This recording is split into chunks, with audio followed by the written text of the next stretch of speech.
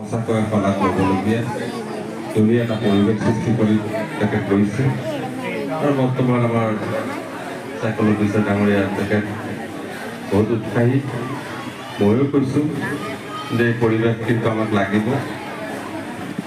প্ৰতিটো 26 জানুৱাৰী আৰু 15 আগষ্টত যাতে আমি এই পৰিৱেশটো ইয়াত পাওঁ।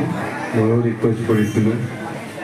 আশা বুলি ছাৰটো আমাৰ গুৰি ধৰোঁতা আছেই আৰু ইয়াৰ স্থানীয় শিল্পীসকল গাৰ্জিয়ানসকল ইমান উৎসাহী, যথেষ্ট ভাল লাগে। আৰু মই চাইকেল অফিচাৰ আৰু তেওঁলোকৰ জগতপতিৰ ফালৰ পৰা যেতিয়া মোক কৈছিল যে আপুনি আহিব লাগিব, মই কৈছোঁ মই যামেই। মই সঁচাকৈ ইয়াত আহি ভাল পাওঁ, এই পৰিৱেশটো ভাল পাওঁ আৰু সৰু সৰু ল'ৰা ছোৱালীকে আজিৰ দিনত দেশভক্তিৰ এটা পৰিৱেশ সৃষ্টি কৰিব পাৰে।